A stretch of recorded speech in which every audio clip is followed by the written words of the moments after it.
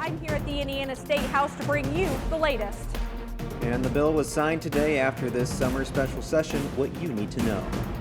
How IU health officials are looking to change their procedures going forward. And why some say the bill conflicts with the First Amendment. I'll be tracking the return of warm weather and breaking down what to expect for your family weekend, all coming up in my quick forecast. Delaware County's only live television newscast from Ball State University's Unified Media Newsroom. You're watching NewsLink Indiana. Good evening. Thanks for being with us. I'm Alex Almanza. And I'm Madeline Kerr. Our top story tonight, Indiana's abortion law went into effect today. That's right. NewsLink Indiana's Anna Chalker is live from Indianapolis with the latest. Anna, what can you tell us? This law started at the Indiana State House when Governor Eric Holcomb called for a special session in July. He then signed Senate Bill 1 on August 5th, making this the first law in the nation to pass since the overturning of Roe v. Wade. So what does this mean for Hoosiers today? Well, abortions can only be done in instances of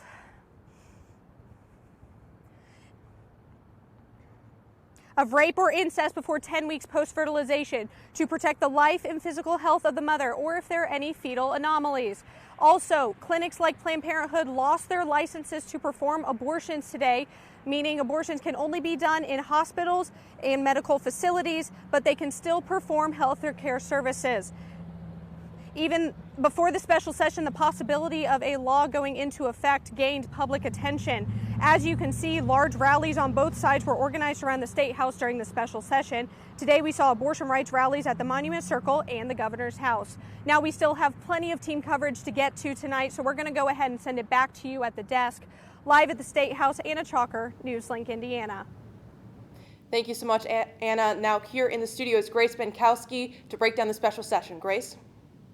Good evening, Alex and Madeline. Yes, this 45-page amended bill was signed into law after debate over an 11-day special session. Now, as of today, all Indiana abortion clinic licenses have been suspended. Any abortions being performed in the state have to meet, quote, specific timeframes and conditions noted in the law. And any violations can result in the loss of a physician's licensing.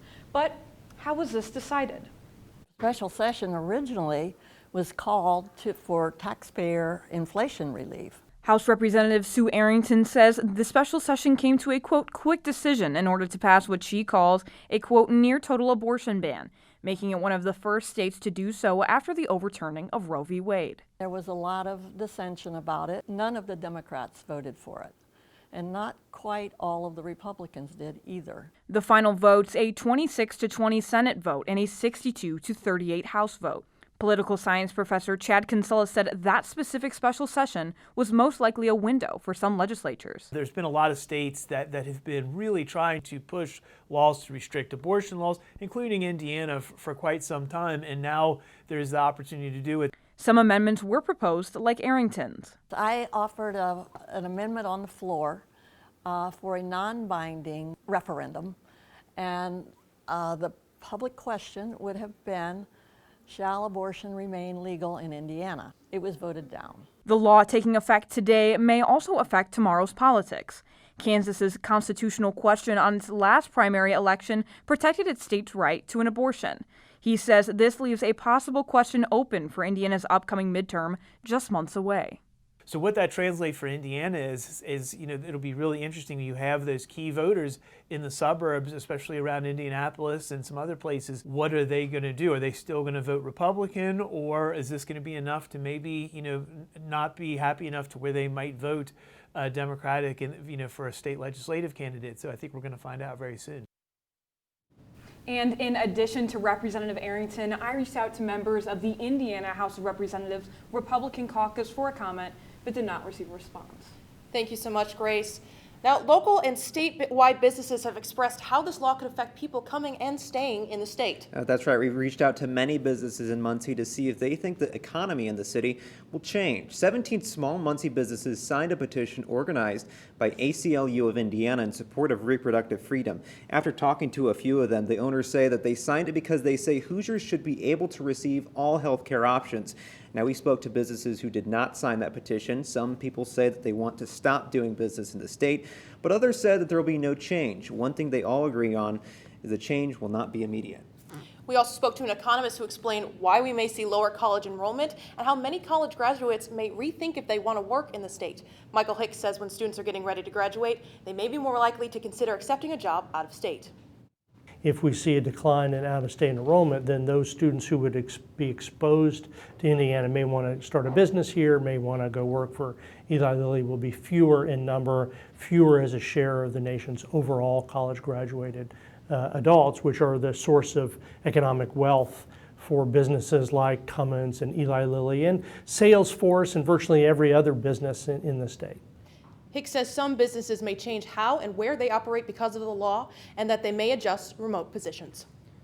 Pharmaceutical giant Eli Lilly released a statement saying in part, quote, "As a global company headquartered in Indianapolis for more than 145 years, we work hard to retain and attract thousands of people who are important drivers of our state's economy. Given this new law, we will be forced to plan for more employment growth outside of our home state," unquote. Another Indiana-based corporate business, Cummins, also released a statement in opposition of the law, and it says, quote, "This law will be considered in our decision-making process." IU Health is one of the largest healthcare systems in Indiana. They've been preparing for the possibility of an abortion ban for several weeks. IU Health officials have created a 24/7 response line for medical providers to contact in case of legal questions. That goes live today. Their main goal is to make sure providers are functioning within the law. So there certainly can be gray areas, and again, that's where the rapid response team can be helpful. IU Health is the only school of medicine within the state, and they are turning to out-of-state training for OBGYN resident students to learn more about certain abortion procedures. Highest priority for us is to provide services to our patients to preserve the patient-physician relationship within the boundaries of the newly established law. IU Health hospitals will continue to perform legal abortions in cases of rape, incest, or to protect the life and safety of the mother. Now we'll go ahead and turn it over to Rachel for our first look at weather. We saw a pretty warm day again today. We topped out at 83 degrees for today's high. The average high this time of year is around 79 degrees, so we are tracking a little bit ahead of average. But while it felt really hot today, we didn't quite reach our record high of 100 degrees set back in 1939.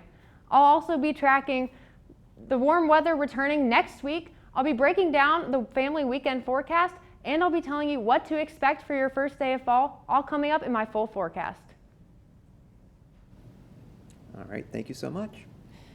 Turning back to our top stories for tonight, the First Amendment protects our freedom of religion, but some say Senate Bill 1 has sparked the question of whether or not that right is being violated. NewsLink Indiana's Tegan O'Mara is here with us to discuss the debate. Sorry. Thank you, Alex and Madeline.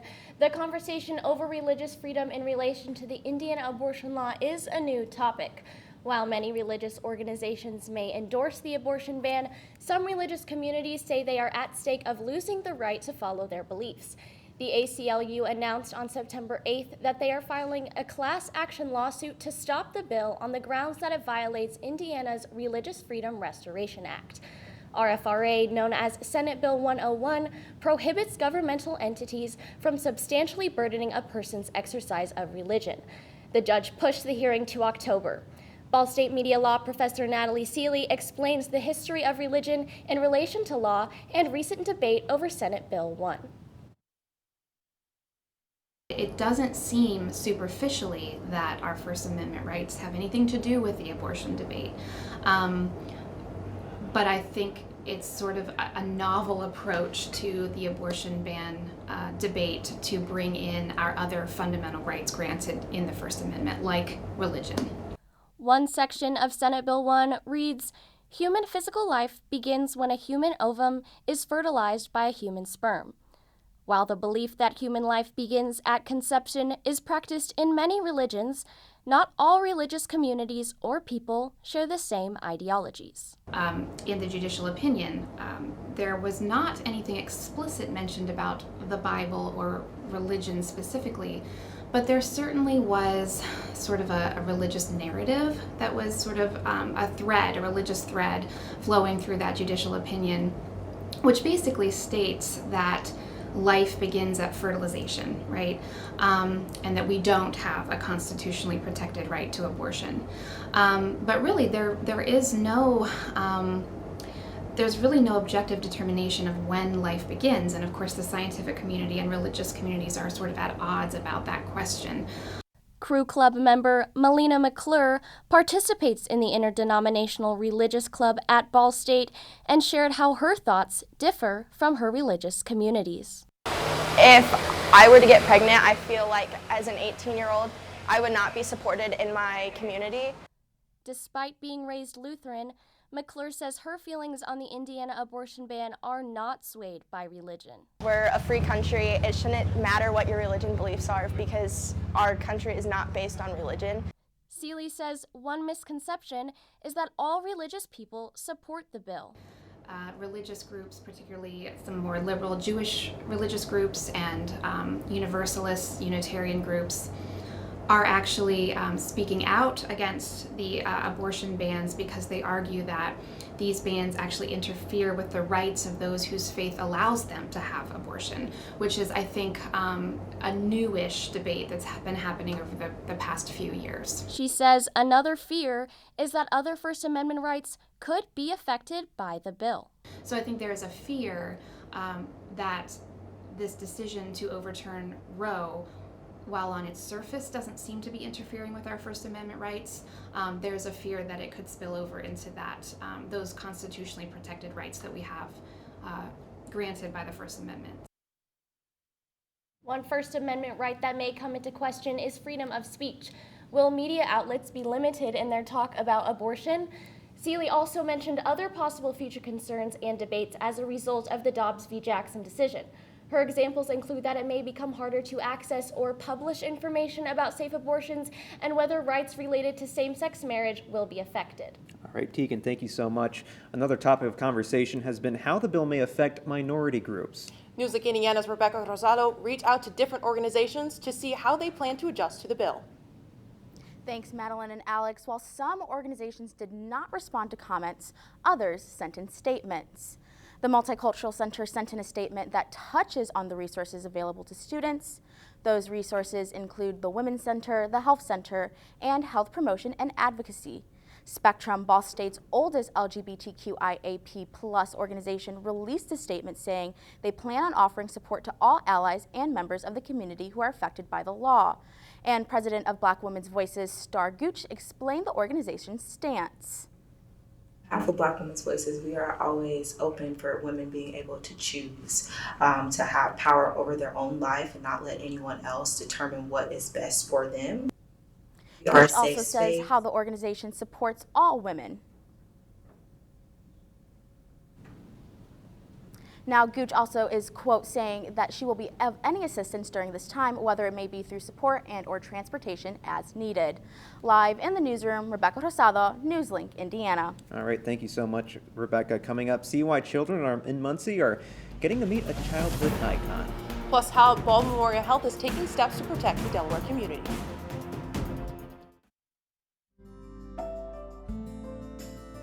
Riding the bus is an easy thing to do. Last year, we carried 60,000 riders from the Ball State area. 50,000 of those were students.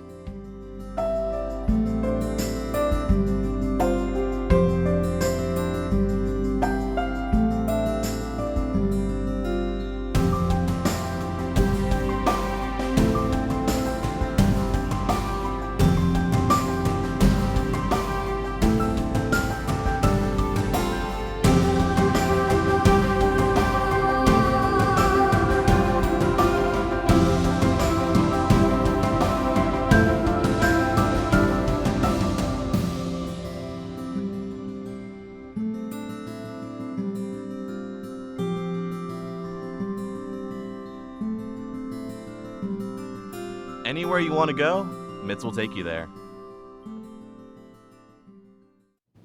Welcome back. Ball Memorial Hospital is taking new steps to protect the Delaware County community. Today they installed a Naxalon vending machine near the emergency exit. The machine is filled with bags of Naxalon used to prevent overdoses. The bags are completely free, and as Paula Tyler, leader of Behavioral Health Services for IU Health, says, they're extremely important. Doing it ahead of time is essential, because when you come upon someone who is in the midst of an overdose, there's no time to go to an emergency department or anywhere and get one. You need it now. So it's really good to have it in your possession and ahead of time when you are, especially when you have someone that you know is at risk for this type of an event. For more information, visit ballstatedaily.com. Well, children at Northview Elementary got the chance to meet a special kind of superhero. John Buckland, who works for Heroes for Hire, started putting on the Batman costume 10 years ago after he realized he wanted to give children the chance to know that they are not alone. This September marks the 10 years he's been a part of Heroes for Hire and believes that the best part of his career is being able to give hope to children all over the world. Buckland would like to thank Heroes for Hire, the town of Muncie, Indiana, and most importantly, the Muncie Senior Center for believing in the possibility of tomorrow's emotional future. The annual Old Washington Street Festival is back in downtown Muncie. This family-friendly event celebrates historic Muncie, and this time it's 45th year. You can enjoy arts and crafts, food and house tours. There are plenty of fun events like the beard competition and something new, the pinup competition.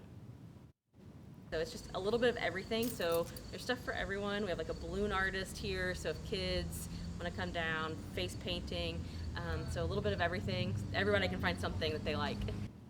The festival takes place this weekend on September 17th and 18th, beginning at 11 a.m. Entry into the event is free. And after the break, we'll take a full look at weather. Rachel, what's it going to look like? I'll be tracking the warm-up that's coming up next week. Coming up in my full forecast after the break.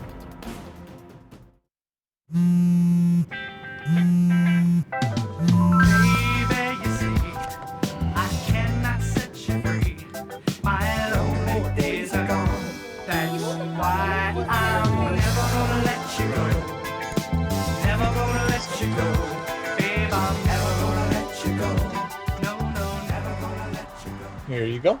Thank you. Thank you.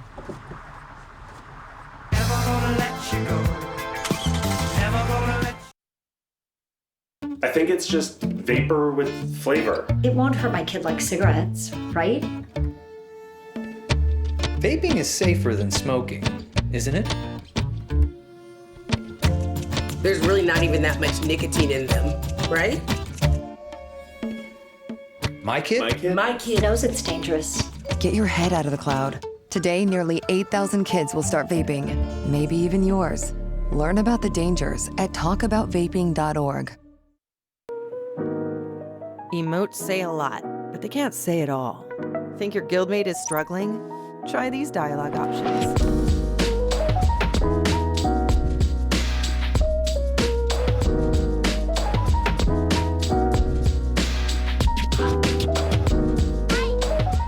Go beyond emotes.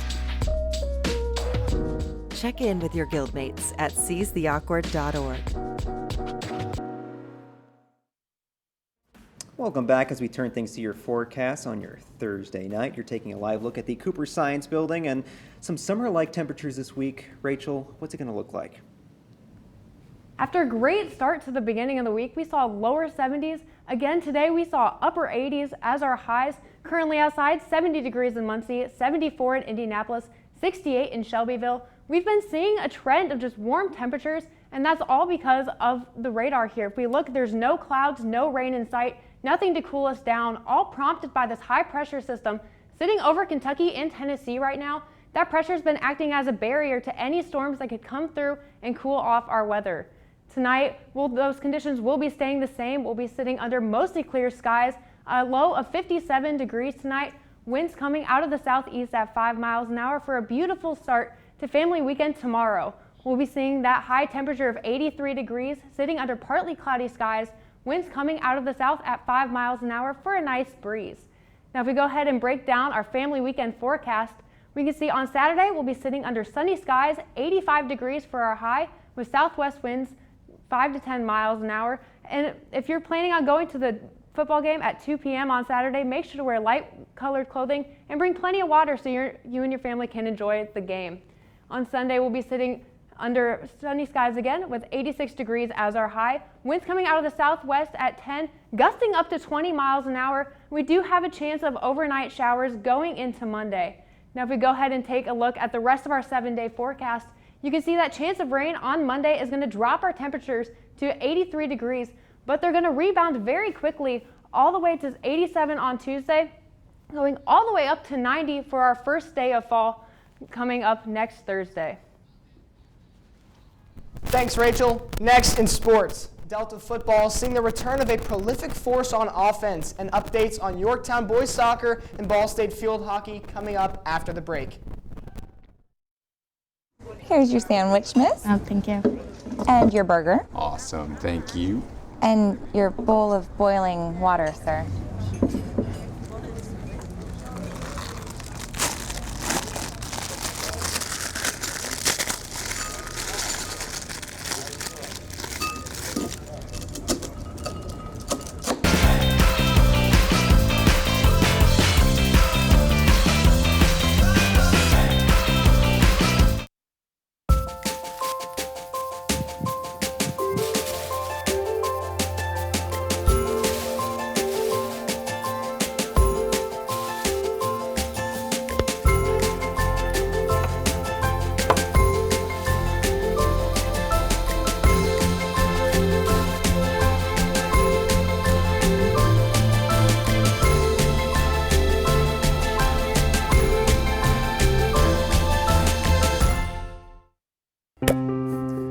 After retiring from the NFL, I've been able to spend a lot more time coaching my daughter's basketball teams. It's something I love to do.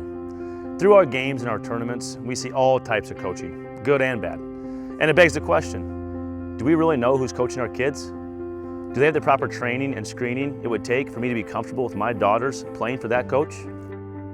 Our Youth Basketball Association made the decision to use trusted coaches to screen and train all of our coaches. I'm a trusted coach. Are you? So if one cat has 4 kittens who reproduce every 6 months, how many cats will there be in 5 years? Who's got it? Is this... What is that? Seriously? Who threw that? Cats are terrible at math, but they sure do multiply. Please spay, neuter, and adopt. The solution is 10. Welcome back to NewsLink Indiana. I'm Bryce Dimsevich with sports. Palmer Samuels is back from an injury-plagued last season. NewsLink Indiana's Vincent Materano took to the field to meet with him. Last summer I was in a scrimmage. I was actually playing quarterback. I was throwing on the run, and I threw, I planted, and felt like my knee just kind of exploded, and I tore my ACL and my lateral meniscus. Palmer Samuels is a senior at Delta High School. He missed the entire last season with his second ACL tear of his high school career. He spent all of last year watching from the sidelines, cheering his teammates on. Very tough, especially in football. That's my favorite sport. And just like help that I got from athletic trainers, coaches, players, support that I got from my family, everything like that. That helps you get through it. The road to recovery wasn't short, and it wasn't easy. It took time for Samuels to rebuild his confidence.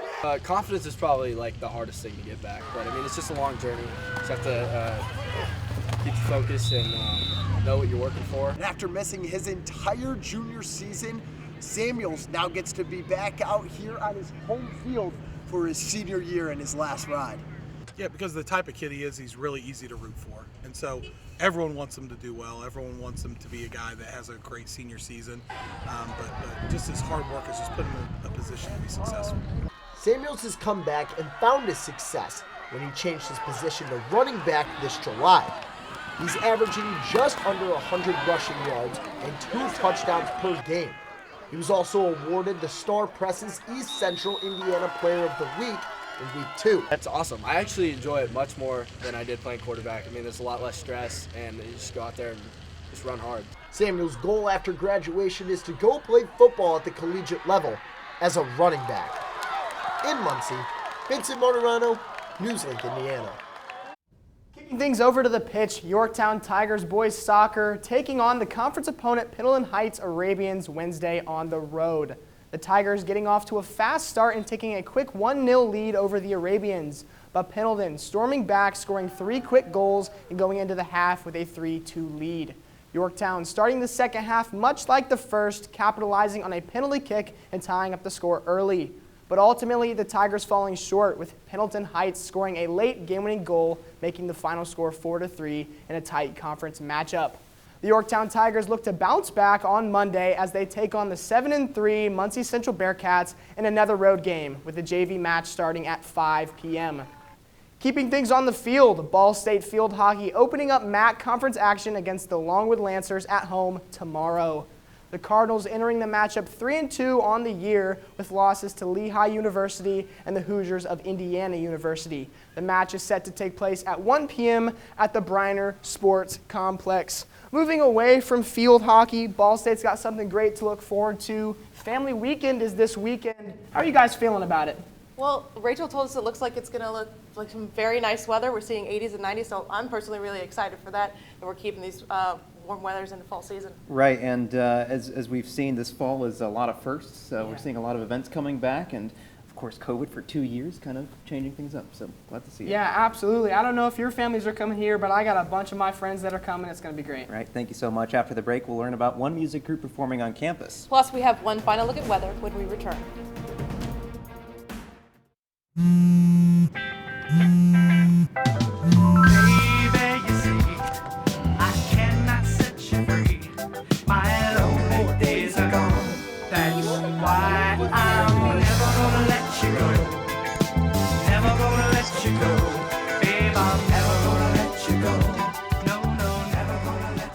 Here you go. Thank you. Thank you. Never gonna let you go. Never gonna let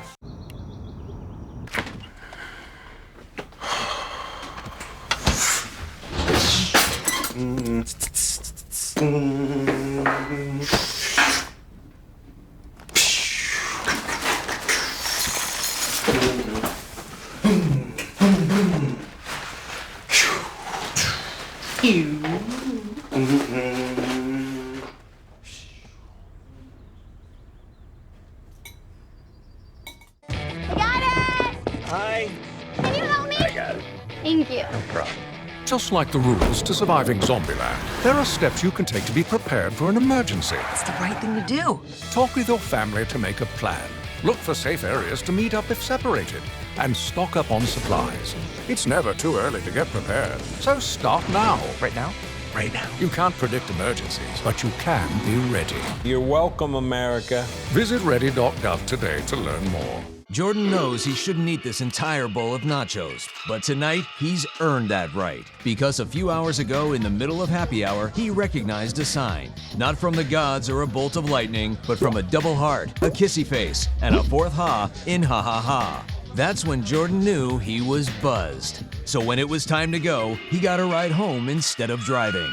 Be a legend like Jordan. Recognize your buzzed warning signs and get a ride home. Buzz driving is drunk driving. Welcome back to NewsLink Indiana. My name is Lindley Steele, and this is your campus coverage. Earlier today at Pruis Hall, the Irish folk musical group The Alt performed. Group members John Doyle, Nuala Kennedy, and Eamon O'Leary are brought together by friendship and folk music to perform some traditional tunes. The group first gathered to rehearse in the little village of Cooloney, Ireland, and they decided to spread their love for Irish music by touring the world and performing. They started touring in 2015, and their September 22 tour ends at the Michigan Irish Festival this weekend. The Alt's performance was part of Coffee and Cabernet series at Pruis Hall, where you can listen to world-class artists and musicians and sip on some coffee or some wine and craft beer for ages 21 and over.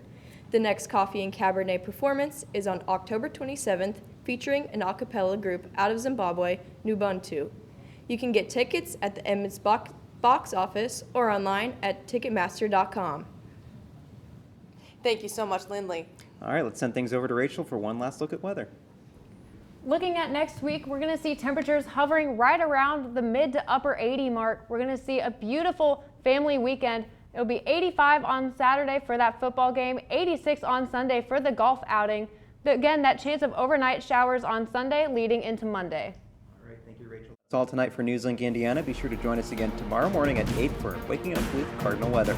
And make sure to check out the Ball State Daily News for their exclusive coverage of Senate Bill 1 taking effect.